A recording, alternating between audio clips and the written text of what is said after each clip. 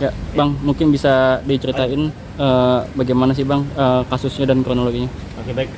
Jadi kemarin Sabtu 28 Desember kita melaporkan di SPKT Polda Metro Jaya adanya dugaan pelecehan atau dugaan pemerkosaan yang dilakukan oleh 4 oknum pemuda di Cikarang Barat dengan korban inisial AP umur 16 tahun. Kita sudah resmi melaporkan kejadian ini di SPKT Polda Metro Jaya pukul 12:15 malam dini hari udah kita laporkan.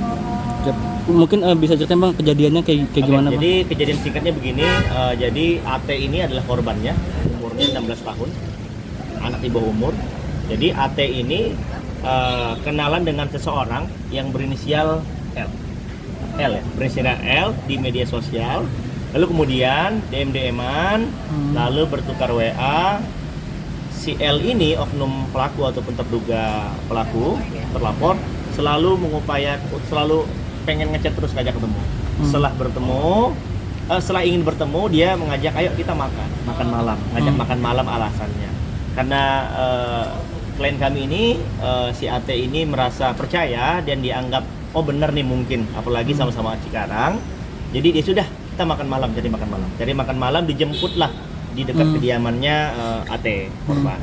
Setelah dijemput yang tadinya dalih pingin makan malam ternyata dibawa ke suatu tempat ini yang tempat kejadian perkara TKP pertama karena TKP-nya ada 2. Setelah dengan alasan dia kita jemput teman saya dulu. Setelah pas jemput teman terjadilah pelecehan seksual. Dia mohon maaf mungkin saya vulgar aja diperkosa oleh satu orang ini yang diduga bernama L yang tadi kenal jadi media sosial. Kedua, setelah kejadian itu teman-temannya ini ada 2-3 orang. Nah, lalu seolah-olah jadi pahlawan kesiangan lah atau pahlawan kemalaman. Kamu kenapa gini semakin? Udah aku antar. Antar pulang. Dia percaya dengan polosnya dia percaya. Pura-pura lah dibawa lah ke jalan, dibonceng, handphonenya dipegang sama si terduga pelaku, dipegang, lalu kemudian diberhentikan lagi ke tempat yang sepi. Jadi dia dibonceng oleh satu orang, temannya ini pakai motor lagi. Jadi terjadilah pemerkosaan yang kedua kalinya, dilakukan oleh 3 orang. Jadi total ada 4 orang. Dengan malam yang sama, rentetan beda 1 jam, kurang lebih 1 jam. Bang, berarti di TKP pertama itu rumah atau gimana Bang? Kurang lebih kita duga rumah ataupun mungkin in the cost gitu rumah ya. Ada keluarganya nggak? Dia nggak tahu nggak ada keluarganya tapi kayak rumah semacam rumah. Itu ada di gang gitu rumahnya di Cikarang Barat tepatnya di seberang pom bensin lah. Sekitar situ Cikarang Barat. Berarti tempat tinggal ya? Ya kita duga tempat tinggal, tapi di situ hanya ada mereka. Kita tidak tahu siapa isi dalam rumah.